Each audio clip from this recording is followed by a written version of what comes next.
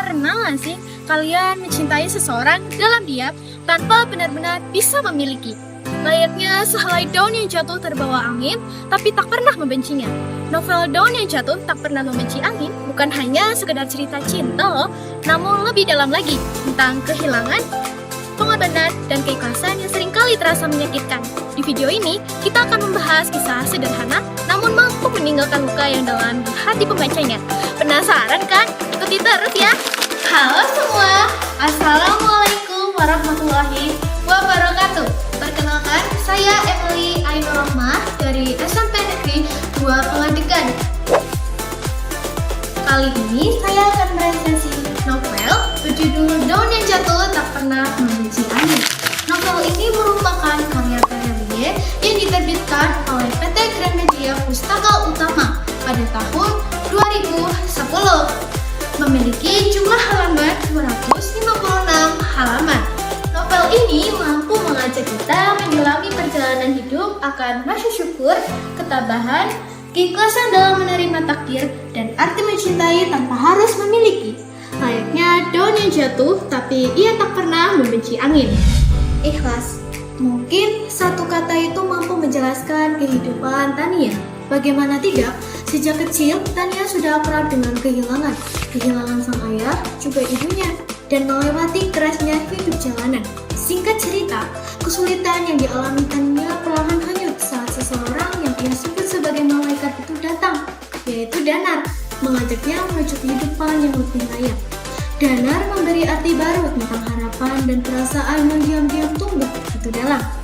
Ternyata, Tania mencintai Danar. Namun, apakah sesuatu yang diinginkan itu harus dimiliki saat kenyataan tidak berjalan sesuai harapan? Tania harus merasakan arti kehilangan lagi, kehilangan dalam bentuk lain yang lebih menyakitkan. Cintanya salah. Lalu, apakah Tania membiarkan perasaan itu terpendam dan mempertahankannya dalam diam? Atau merelakan perasaan itu hilang? Mampukah Tania seperti daun yang jatuh, tapi ia tak pernah membenci angin? Novel ini menggunakan alur campuran yang disajikan secara runtut, sehingga mudah dipahami. Penggunaan sudut pandang orang pertama mampu membuat pembaca lebih memahami isi hati tokoh.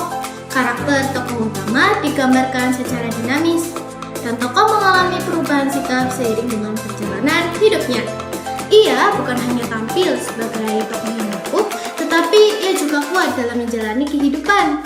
Latar dalam novel ini cukup beragam, dari kehidupan jalanan hingga lingkungan yang lebih mapan. Penggunaan gaya bahasa cenderung ringan, mampu menyampaikan pesan moral tentang perjuangan dan keikhlasan. Ada beberapa kelebihan yang disuguhkan dalam novel ini. Di antaranya, penggunaan alur campuran yang disusun secara runtut dan jelas. Meskipun terdapat flashback, namun pembaca tetap bisa memahami jalan ceritanya. Menariknya, tema yang diangkat begitu dekat dengan kehidupan nyata tentang cinta, keikhlasan, dan kehilangan. Merupakan hal yang seringkali dialami kebanyakan orang, sehingga mampu mengajak pembaca terhubung dengan ceritanya. Sayangnya, penggambaran tokoh lebih fokus kepada tokoh utama. Karakter tokoh pendamping kurang digali secara mendalam, sehingga ada beberapa bagian yang membuat bingung pembaca. Penyelesaian cerita terasa kurang mengejutkan, mudah ditebak karena lebih menekankan pada sifat tokoh dalam menerima kenyataan hidup, bukan pada kejutan besar yang tidak terduga. Novel ini membuka pandangan saya bahwa hidup terkadang seperti roda yang berputar. Ada kesulitan, ada kemudahan.